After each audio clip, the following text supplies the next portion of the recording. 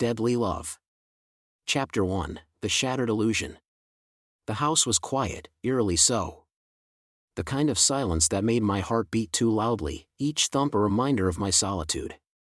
I stood at the window, staring into the darkness, knowing I was invisible to the world around me. My family never truly saw me. They saw my sister, the one who was perfect in every way, and then there was me, the shadow.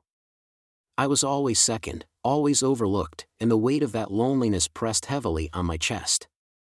But the night had a strange feeling to it, a foreboding sense of something about to change. I just didn't know what. Then, I heard the footsteps. They were deliberate, echoing down the hallway, growing louder as they approached. Each step was like a drumbeat in my ears, signaling that something dangerous was near. Carick. His name alone made my stomach tighten, and I couldn't quite explain why. There was an intensity to him, a consuming presence that filled the room even when he wasn't there. His shadow had always loomed over me, but tonight, it felt suffocating. Like he was coming for me, and I wasn't ready. He stepped into the room, his eyes locking onto mine with an intensity that made my breath hitch. There was no greeting, no soft words.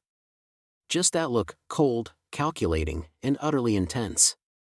It was as though he was reading me, understanding every hidden corner of my soul that I kept locked away from everyone else. I wanted to turn away, to run from him, but my feet were frozen. Carick had a way of making me feel like I was his, even when I fought it. And tonight, I didn't know if I could fight him anymore. Eva, his voice was low, smooth, like honey, but I could hear the underlying edge of danger. You've been so quiet lately. Are you plotting something? Or perhaps you're waiting for me to find you. His words sliced through the silence, sending a chill crawling up my spine. There was something in his tone that told me he already knew the answer. He always did. Carick could see through me in a way no one else could. He always knew when I was thinking of running, when I was planning to escape. I opened my mouth, but the words got caught in my throat. Could I really tell him what I was thinking? That I wanted to leave? That I wanted to be free of him? But how could I? His presence was suffocating, his gaze magnetic.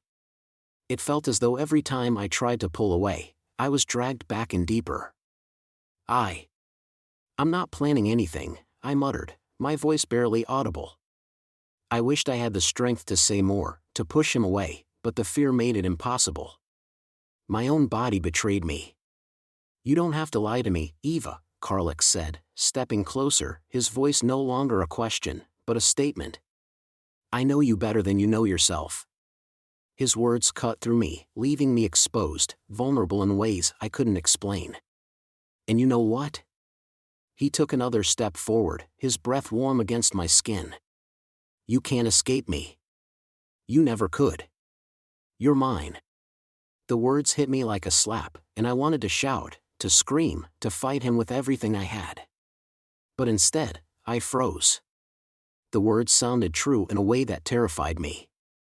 I wasn't sure when it had happened, but somehow, Carick had become a part of me. His obsession, his dominance, had crept into my soul, and I didn't know how to escape it. I had tried to run before, tried to break free, but here I was, caught in his gaze, unable to move.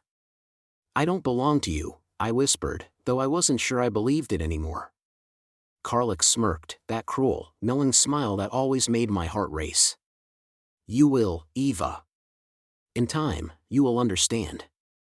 His fingers reached out to brush against my wrist, his touch sending a shock through me.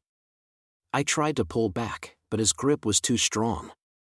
His eyes locked onto mine, a mix of desire and possessiveness swirling in their depths. I'll make sure of it. His words were so quiet, so final, and it was as though everything else in the world had ceased to exist except for us. Please, I whispered, my voice breaking as I tried to escape his grasp. Let go of me, Carick. I don't want this. My heart pounded painfully in my chest, and my mind screamed for me to get away. But even as I said the words, I knew they were hollow. I knew it was too late. There was no escaping him. There never would be.